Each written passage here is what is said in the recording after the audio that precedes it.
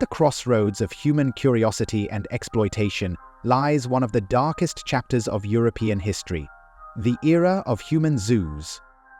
This practice, largely forgotten today, took root during the colonial period, when Europe's empires stretched across Africa, Asia, and the Americas.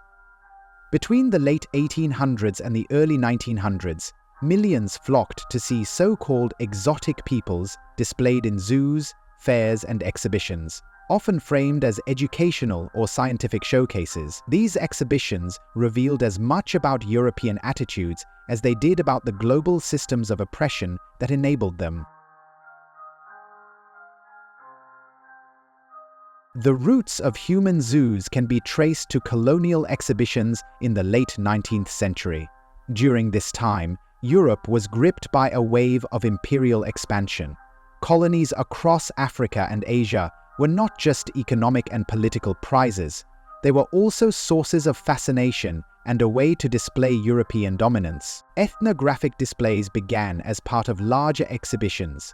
At events like the Great Exhibition of 1851 in London or the Exposition Universelle of 1889 in Paris, displays of foreign plants, animals, and artifacts gave European audiences a glimpse into the vast territories their nations controlled.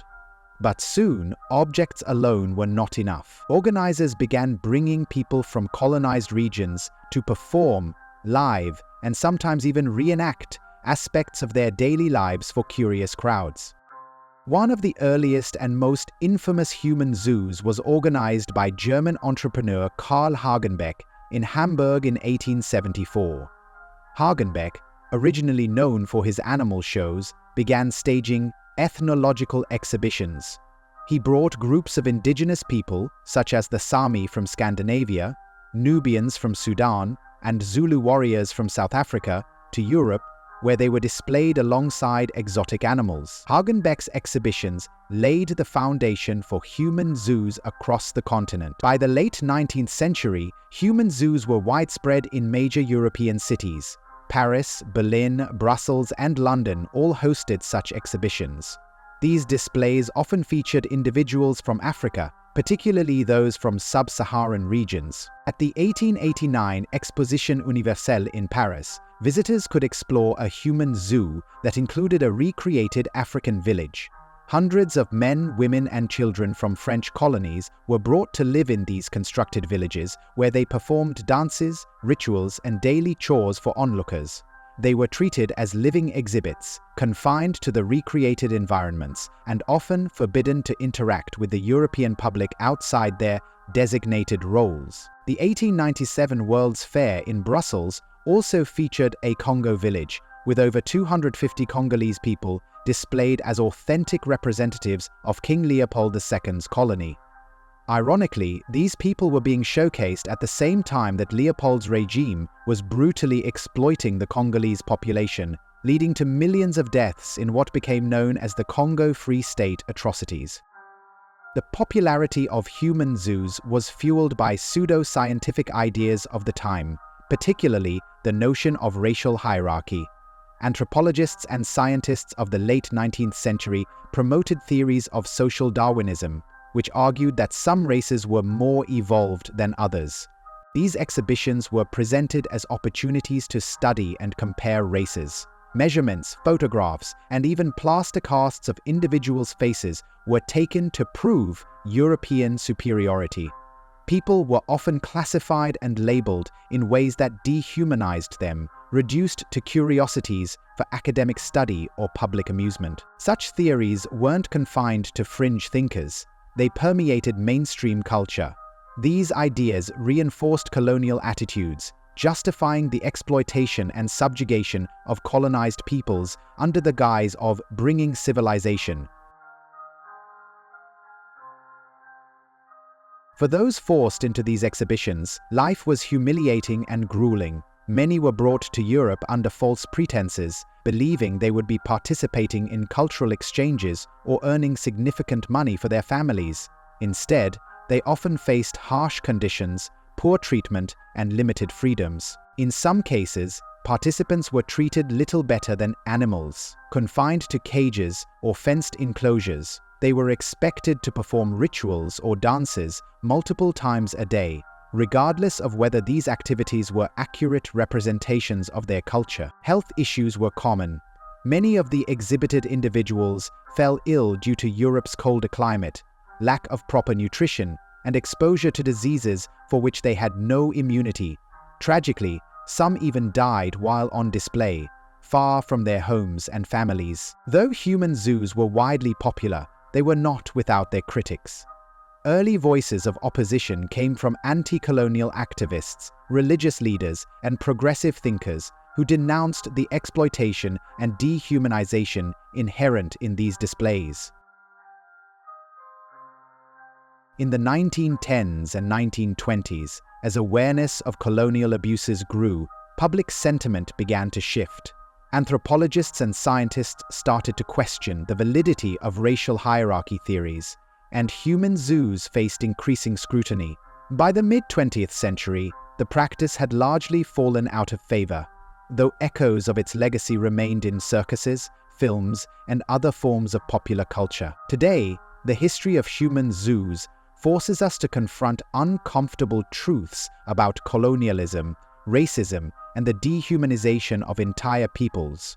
While the era of human zoos is over, its legacy persists in the stereotypes and prejudices that continue to shape perceptions of race and culture. Modern museums and exhibitions have attempted to address this history. The Paris Zoo, for example, held a major exhibition in 2011 titled Human Zoos: The Invention of the Savage, which sought to educate visitors about the exploitation and racism of the past. The story of human zoos in Europe is one of exploitation, ignorance, and cruelty, but also a reminder of the resilience of the human spirit.